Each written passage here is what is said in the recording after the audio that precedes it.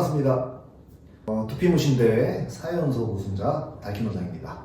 제가 오늘부터 부끄럽지만 입문자분들이나 전문가분들에게 도움이 될 법한 기본 정보와 깨알팁 같은 것들을 유튜브에서 종종 공개를 할 예정이에요. 여러분들에게 드리고 싶은 깨알팁은 제가 대회에서 항상 좋은 성과를 냈잖아요. 그냥 막연하게 열심히 해서 좋은 성과를 낸 건 아니거든요. 저 나름대로 전략적으로 움직인 것도 있었고, 그리고 열정을 가지고 열심히도 했고, 대회를 준비하면서 느낀 것들이 참 많습니다. 그래서 여러분들한테 대회 나가서 좋은 상을 받을 수 있는 깨알 팁을 여러분들한테 조금 공유를 해드리려고 해요.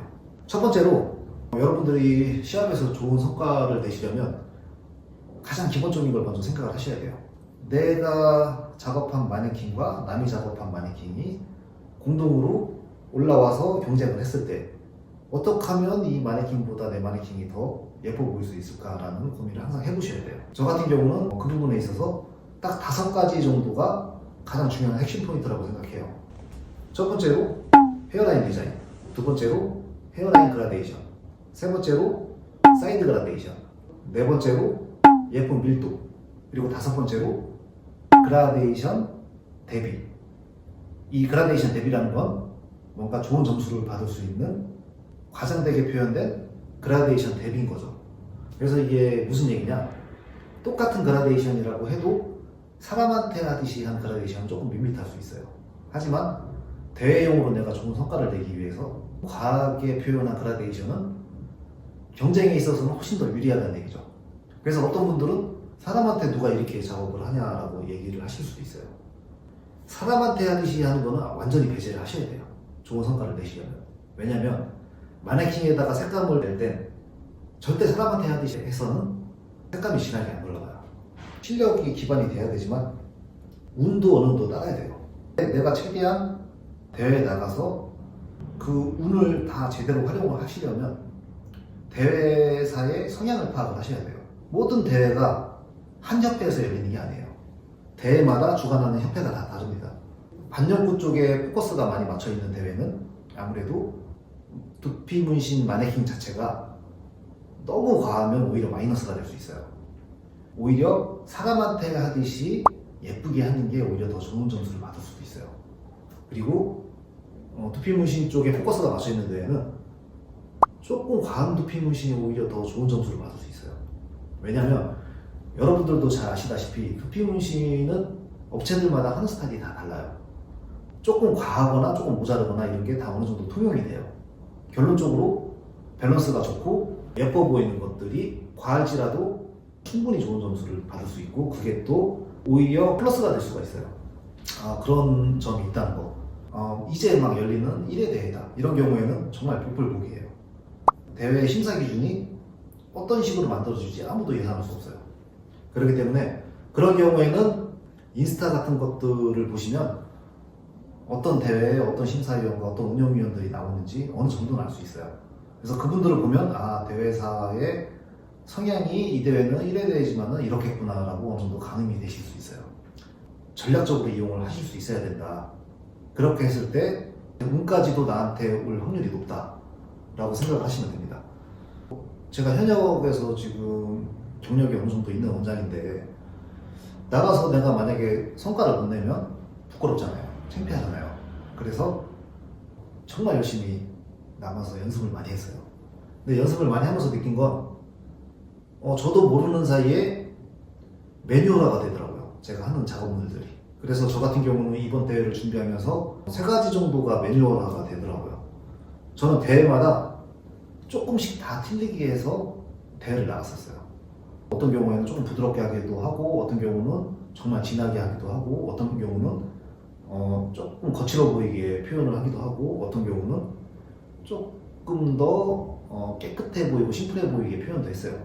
마지막 대회 같은 경우에는 그동안 쌓였던 기량을 뽐내고 싶은 마음에 컬 작업도 너무 과하지 않게 조금씩 섞어서 작업을 했어요. 이런 식으로 하시다 보면은 저절로 스킬이 늘고 자기 기술이 매뉴얼화가 됩니다.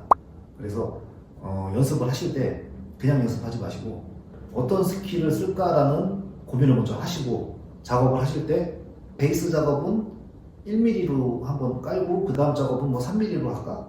뭐 2mm로 해볼까? 2.5mm로 해볼까? 그리고 뭐 세 번째 레이어드 할 땐 조금 더 도트를 진하게 표현해볼까? 이런 고민들이 있어야 된다는 거죠. 그래서 다양하게 레이어드를 해서 작업을 하시다 보면 마음에 드는 퀄리티의 마네킹이 나오게 돼 있어요. 그거를 잘 기억을 하셔서 시합에서 그거를 그대로 쓰시면 됩니다. 나가서 디자인 잡으면서 헤매시면 안 되니까 디자인도 예쁘게 하셔서 그걸 눈썹에서부터 뭐 헤어라인 끝에까지 몇 센치, 요 중앙에서부터 요 사이드 포인트까지 몇 센치, 이런 것들을 미리 수치화 시켜 놓으시는 것도 좋은 방법이에요. 저 같은 경우는 제 헤어라인 잡는 건 자신이 있다 보니까 그런 수치화 없이 그냥 바로바로 해도 충분히 속도가 나오기 때문에 그냥 작업을 해요. 그런데 좋은 성과를 내시고 시합 나가서 혹시라도 어떤 변수에 의해서 내가 휘둘리지 않으려면 디자인 잡는 것도 수치화시켜서 그대로 시합장에서 하시는 게 좋습니다. 대회마다도 시간이 다 다르잖아요. 뭐 70분짜리 대회도 있고 90분짜리 대회도 있고 마지막에 나갔던 대한무신사 대회 같은 경우에는 50분이었어요. 저는 사실 밸런스 잡는 건 그렇게 어렵지 않거든요. 그래서 저 같은 경우는 어떻게 했냐면 제가 생각하는 예쁜 밀도의 SMP가 나올 수 있도록 기본적으로 매뉴얼을 시키고 90분짜리 대회면 50분 사이에 그냥 끝내버려요. 그리고 남은 시간 동안 밸런스 잡는 걸 계속 하는 거예요. 뭐 여러 각도에서 보면서 하나씩 수정을 하다 보면 남은 시간 다 채울 수 있더라고요. 저 같은 경우는 다 잡았는데 시간이 남는다 그러면 최대한 얼룩 닦는 데 신경을 많이 씁니다. 마네킹에 얼룩이 있으면 그라데이션 표현이 조금 덜 예뻐 보인다거나 더 예쁘게 보여줄 수 있는 디테일이 뭉개져 보인다거나 그런 것들이 있기 때문에 닦는 거에도 신경을 저는 많이 썼어요. 다양한 밀도와 다양한 색감의 표현을 다양하게 해보시고 내가 예쁘다고 생각하는 SMP를 매뉴얼화 시켜라 라고 제가 말씀을 드렸잖아요. 정말 이게 안 되시는 분들은 좋은 아카데미를 찾으셔서 그 아카데미에서 매뉴얼화 돼 있는 방법을 완벽하게 배우셔서 나가는 게 오히려 빠른 방법일 수 있어요. 그래서 저는 뭐든 그래요. SMP뿐만 아니라 배우는 건 돈 아끼지 마라. 오히려 돈 아끼다가 더 돌아가고 시간 버리고 오히려 그게 더 돈 낭비다. 결국에 따지고 보면 저는 그런 마음을 갖고 있기 때문에 뭔가 내가 SMP가 잘 안 된다 그러면 제대로 된 곳에서 먼저 배우는 걸 추천을 드립니다. 제가 여기서 한 가지 더 말씀드리고 싶은 건 내가 다른 마네킹하고 비교해 봤을 때 조금이라도 이거보다 잘 보이려면 물론 대칭 같은 것들도 더 잘 돼 있어야 되겠죠. 뭐 헤어라인 대칭만 중요한 게 아니라 그 뒤쪽에 대칭 시합마다 센치가 있잖아요. 몇 센치 이상 작업을 해라 했을 때 남들은 3cm, 2cm 할 때 나는 4cm, 3cm 해서 뭔가 남들보다 조금 더 많이 해서 뭔가 그라데이션 대비를 더 확실하게 보여줄 수 있도록 전략적으로 움직인다거나 이런 것들이 정말 중요합니다. 그래서 저는 그런 부분들 하나하나를 다 신경을 쓰시면 우승하는데 확률이 8, 90%는 더 높아질 거라고 생각합니다. 대회 나가서 좋은 성과 얻는 건 그동안에 자기가 노력했던 것들에 대한 보상이고 그리고 상을 못 받더라도 그동안에 분명히 자기 스킬은 늘 수밖에 없습니다. 저 같은 경우도 첫 대회 나갔을 때 마네킹과 마지막 대회에 나갔던 마네킹을 비교를 한다 그러면 천지 차이예요. 여러분들의 발전과 마인드를 위해서 대회는 꾸준히 나가시는 것을 추천을 드립니다.